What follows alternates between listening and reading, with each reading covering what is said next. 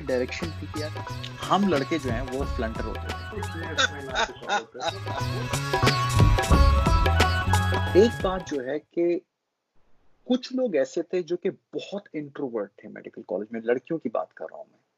शायद चंद एक लड़के भी होंगे लेकिन लड़कियां ज्यादा कि अबा लेती थीं और बहुत ज्यादा यानी कि उनकी किसी लड़के से यानी कि देखना तो दूर की बात, बातचीत भी नहीं।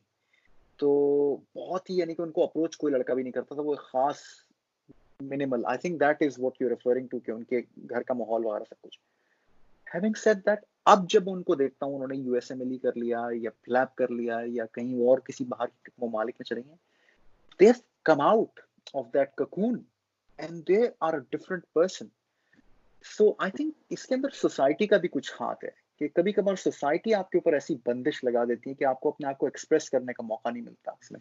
तो मुझे ये बताओ कि तुम्हारे कॉलेज में क्या कोई ऐसी अपॉर्चुनिटीज थी, तुमने कोई ऐसा काम किया या किसी किसी ड्रामा सोसाइटी या कुछ इस तरह से, जैसे कि तुम्हारे अपनी एक्स्ट्रा एक पर्सनैलिटी का हिस्सा होता है, एक आर्ट्स एक। डिबेट पर हम बात करते थे, करवाते भी थे, टीम्स भी थी और वो सब कुछ होता था। लेकिन रिसालपुर एकेडमी, वहां पे हर साल एवरी ईयर होता था ऑल पाकिस्तान डिबेट्स कंपटीशन था। तो वहां पे मैं 3 साल गया वहां पे, 2 साल सॉरी 2 साल गया, और उसमें 2 साल में से एक दफा हमने we lifted the trophy for our college.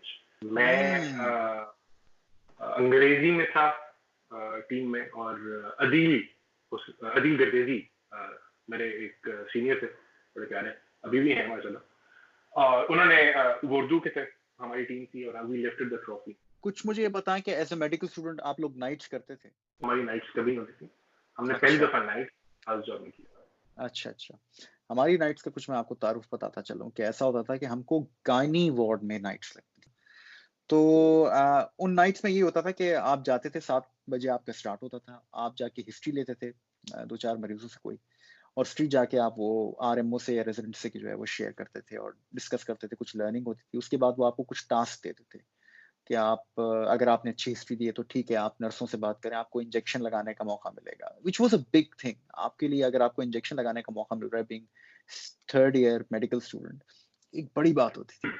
तो वो एक एक एक उसके अंदर एक लर्निंग एलिमेंट था।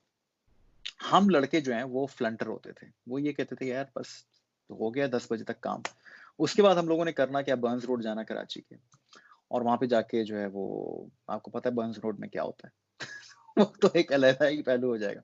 तो खूब खाने खाना, दावतें करना एक दूसरे की। उसके बाद किसी अय्याश या किसी कम्माश लड़के के घर पे जाके रात भर फिल्में देखना।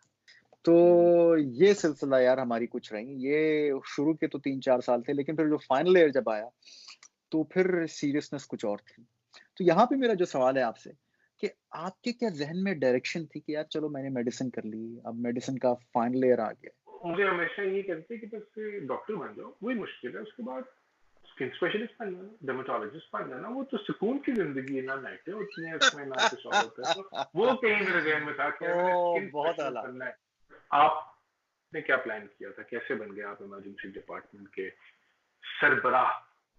मेरी प्लानिंग जो थी, जब आप मेडिकल कॉलेज में होते हैं तो 4th ईयर में और फाइनल ईयर में मुझे न्यूरो सर्जरी का शौक हो गया, और मैं अपने वक्त से जाके न्यूरो सर्जरी के वार्ड में ऑपरेशन देखता था, उनके मरीजों को देखता था, और मुझे एक खास शौक डेवलप हो गया जो कि बहुत ही डीप रूटेड हो गया कि बाय द टाइम मैं जब हाउस जॉब में आया तो मैंने उनकी नेशनल कॉन्फ्रेंसेस में जाना और उनके वार्ड में ऐसी ऐसी चीज़ें करना जो कि आप इमेजिन भी नहीं कर सकते, न्यूट्रिशनल प्लान बनाना न्यूरोसर्जिकल पेशेंट्स के लिए, और हर चीज़ में अपने आप को। तो मुझे अपने माइंड में बस ये था कि यार मैंने न्यूरो सर्जन बनना है। खैर साहब मैं यूके गया, और यूके जाके मुझे फिर जो कहते हैं ना एक रेवलेशन हुई कि यार न्यूरो सर्जन आपने तो सोच लिया बनना है, अगलों ने जो सोचा है वो आपके लिए कुछ मुख्तलिफ है। मुझे अंदाजा हुआ कि यार किसी भी सर्जिकल स्पेशलिटी में जाने के लिए आपको काफ़ी पापड़ बेलने पड़ते हैं। अब उस वक्त मेरी नई फैमिली, नई लाइफ, मेरे पास पापड़ बेलने के लिए इतना सामान नहीं था, ना तो मेरी कोई इतनी फाइनेंशियल बैकिंग थी कि मैं रिसर्च करूं और काम पे ना जाऊं, और इतना टाइम दे सकूं अगर मैं काम पे हूं। फिर फैमिली स्टार्ट हो गई, बेटी पैदा हो गई, तो आप और मसरूफ हो गए फैमिली लाइफ में। तो मैं ये कहता था कि यार मैं जॉब कर लेता हूँ, मैं इम्तिहान अपने करने की कोशिश कर रहा हूँ, पोस्ट ग्रेजुएशन के जो होते थे MRCS वाला या MRCP और ये सब कुछ। यही बहुत है यार मेरे लिए, अगर मैं ये कर लेता हूँ बहुत ज़्यादा है।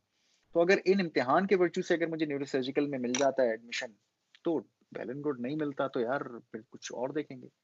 और फिर जो एक मेजर सेट बैक करें या सेट लिफ्ट आया, वो ये अब आया जब 2006 में या 5 में मैंने अपना MRCS कंप्लीट कर लिया और मुझे सर्जिकल जॉब नहीं मिल रही। अब मेरे पास यंग फैमिली थी, मुझे उनको सपोर्ट करना था और मैं जॉबलेस तो हो नहीं सकता था। एक आध जगह मैं लोकम कर रहा था सब कुछ। खैर, to cut the long story short, में यहाँ पे ऑस्ट्रेलिया आ गया। यहाँ पे रूल्स बड़े स्ट्रिक्ट थे। उन्होंने कहा भाई अगर आपके पास परमानेंट रेजिडेंसी वाला नहीं है तो आप उन फील्ड से स्टार्ट करें। चंद ही कुछ फील्ड थी जिसमें आप स्टार्ट कर सकते थे। इमरजेंसी थी, ICU थी और मेडिसिन की कुछ एक फील्ड में। मैंने इमरजेंसी में काम करना शुरू किया। फिर वो लोगों ने कहा यार इमरजेंसी में जब तक बैठो इम्तिहान देना शुरू करो। खैर, फिर वो है और आज का दिन है। फिर ख्याल ही नहीं आया कभी न्यूरोसर्जरी का। तो वो कहते हैं ना कि एक हद तक तो आप पैशन आपका डिफाइन कर सकता है आपको कि आपको उस डायरेक्शन में जाना है, और एक हद तक जो है वो हालात आपको बताते हैं कि क्या आपके सिलसिले में होना है। तो I think I had passion, but I was not passionate enough to sustain that passion. मैं प्रैक्टिकल हो गया बीच में आके। जब फैमिली हो जाती है इंसान प्रैक्टिकल हो जाता है। हैविंग सेड दैट, अगर मैं ये समझता हूँ कि किसी के पास पैशन है किसी चीज का, तो देर इज एवरी पॉसिबिलिटी वो किसी भी स्पेशलाइजेशन में, फील्ड में स्पेशलाइज कर सकता है। जो मेरे दोस्त वहाँ पे ठहरे, वो न्यूरो सर्जरी भी कर रहे हैं, ऑर्थोपेडिक सर्जरी भी कर रहे हैं, मुख्तलिफ सर्जिकल स्पेशलिटीज कर रहे हैं, मुख्तलिफ मेडिकल स्पेशलिटीज कर रहे हैं। तो that was all just a matter of time. If I would have stayed there and pursued, maybe, मैं नहीं समझता कि after coming to or going into neurosurgery I would have maintained my extracurricular interest in that way. यहाँ पे काफी हद तक जो मेरे जो मेरा दूसरे काम है, काम से मुताल्लिक या पढ़ाई से मुताल्लिक या जो और मेरी चीजें हैं, जैसे अभी हम बात कर रहे हैं, वो मैं कर पाता हूँ क्योंकि यहाँ पे शिफ्ट वर्क है। आप काम से घर आते हैं तो आप फारिग होते हैं। तो बस मैं यही बोलूंगा तौसीफ मियां कि मैं आपसे बिल्कुल मुत्तफिक हूँ कि हालात आपको खुद बताते हैं कि आपने कहाँ जाना है, और आपका पैशन डिक्टेट करता है कि आप उसमें उस जर्नी में कहाँ तक जाएंगे। अगर तो आप पैशनेट हैं, yes, maybe you will go up till end, लेकिन you may have to make, आपको काफी चीजों की कुर्बानी देनी पड़ेगी उस दौरान। और अगर कुर्बानी आपकी से जुड़े करीबी लोगों की है तो वो मुश्किल हो जाएगा। आपको ये फैसला खुद करना पड़ता है बहैसियत इंसान। तो लोग अक्सर मुझसे आज भी सवाल करते हैं कि मुझे क्रिटिकल केयर फिजिशियन बनना है, इमरजेंसी फिजिशियन बनना है, किस तरह से बनूं। तो मैं समझता हूँ कि मैं उनको ये एडवाइस तो दे ही नहीं सकता।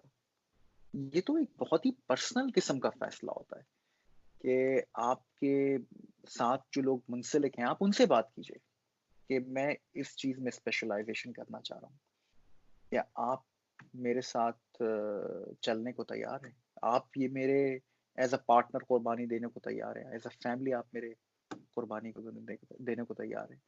ये सवाल वो ज्यादा है। हाँ, उनको गाइड कर सकते हैं इस लिहाज से कि यार इसमें ये चीजें इन्वॉल्व होती हैं, इस किस्म की ट्रेनिंग इन्वॉल्व होती है, इस तरह के इम्तिहान होते हैं, प्रोफेशनल एस्पेक्ट ऑफ थिंग। लेकिन I think the major aspect is not professional, it's personal. मैं मूवी डायरेक्टर बनना चाहता था। ये ख्याल अपने वालिद साहब के सामने पेश किया। मैंने कहा मुझे तख्लीक का शौक़ है और मैं समझता हूँ कि मूविंग इमेजेस और मूवीज़ जो है उसमें मुझे इतना शौक़ है कि मैं उसके अंदर कोई जिद्दत पसंद ला सकता हूँ। मुझे याद है कि मेरे वालिद ने ग्रेस भी नहीं किया मुझे रिस्पॉन्स से। उन्होंने ये तक नहीं समझा कि मेरी जो इंक्विजिशन है या मेरा जो इंटरेस्ट है, it's worthy of a reply. उन्होंने सर तक भी नहीं झटका, ये भी नहीं कहा, जो कि वो अक्सर बेशतर कहा करते थे उन चीजों पे जिस पे वो गौर कर सकते थे। उन्होंने ये भी नहीं कहा।